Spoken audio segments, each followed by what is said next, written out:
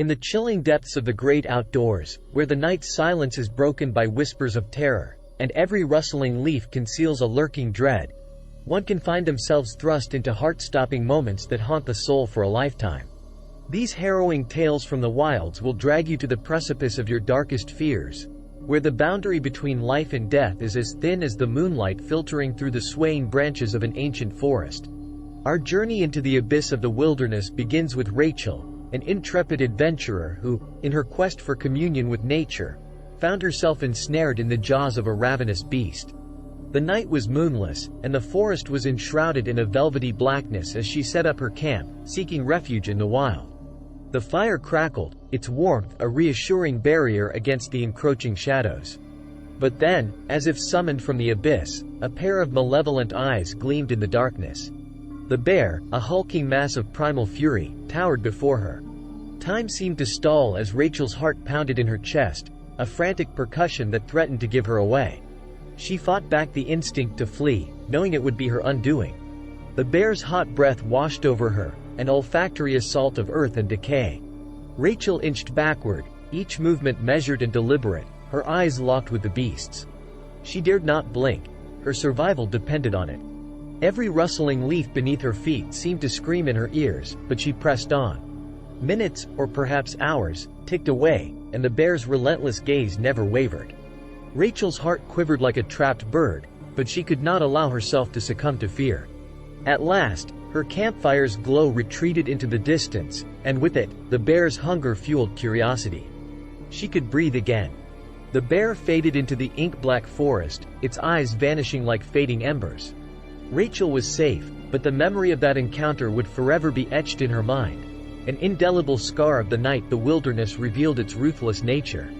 In the dark recesses of an ancient forest, Mark's encounter with the unknown would unravel the very fabric of his sanity.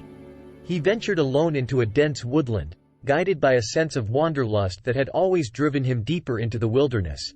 The forest was lush, almost impenetrable, and the verdant canopy above cast the forest floor into perpetual twilight. As he walked further into the depths of the woods, Mark felt a growing unease, a sensation that he was not alone. The air turned cold, the atmosphere oppressive, and the shadows seemed to whisper malevolent secrets. He tried to dismiss his paranoia as mere imaginings of an overactive mind, but the haunting whispers only grew louder. Chilling whispers encircled him, their voices ethereal and laden with dread. It was as though the trees themselves were conspiring against him, revealing the darkest recesses of his soul. Fear clawed at him, urging him to flee, but the forest, an ancient entity in itself, refused to release its captive. Mark's breath came in labored gasps, his senses a cacophony of dread. He stumbled upon a clearing, a place where the sinister whispers grew into a deafening chorus. The trees, gnarled and ancient, closed in around him, their branches reaching out like skeletal fingers. Mark knew he was trapped in a nightmarish labyrinth of his own making. Summoning every ounce of courage, Mark began to backtrack, retracing his steps through the malevolent woods. Each step was a battle, as the forest's vile whispers tried to ensnare him further. But Mark was resolute. He would not become another ghostly tale of the haunted forest. Finally, the forest's grip loosened, and Mark emerged from the woods, his body shaken and his spirit scarred. He swore never to return, but the chilling whispers would forever linger in his mind, a haunting reminder of the darkness that lurked within the heart of the ancient forest. Sarah's encounter with the enigmatic and the otherworldly occurred in a place of serene beauty, a moonlit beach. The soft, silvery glow of the moon bathed the sands in an ethereal light, and the tranquil sound of the waves served as a soothing lullaby to her soul. As she strolled along the water's edge, the tranquility of the scene shattered, replaced by a palpable unease. Glowing eyes, two pinpricks of luminescent malevolence, stared at her from the dunes. They followed her every movement, an unsettling presence that refused to wane. Fear gripped Sarah as she quickened her pace, the rhythmic lapping of the waves a discordant symphony of terror. The eyes stayed with her, unblinking and unrelenting, and a sensation of dread gnawed at her heart.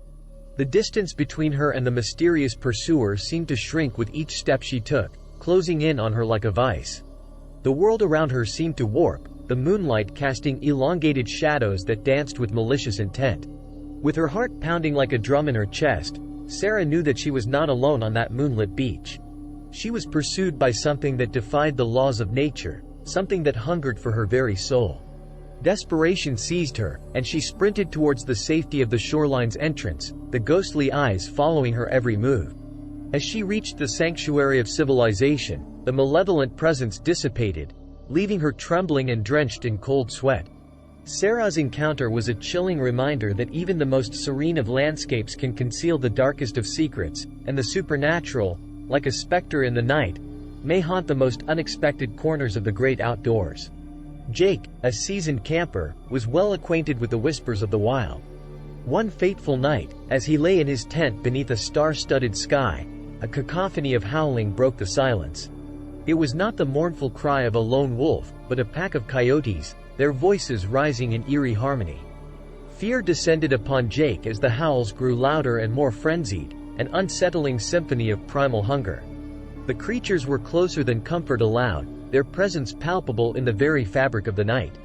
Jake's mind raced, frantically piecing together a plan to fend off the encroaching danger. He knew that coyotes were cunning predators, and the scent of fear could be their death knell. In a whisper, he began to mimic their cries, as best as his trembling voice could muster. The eerie response was instantaneous. The coyotes fell silent, their howls tapering off into hesitant silence.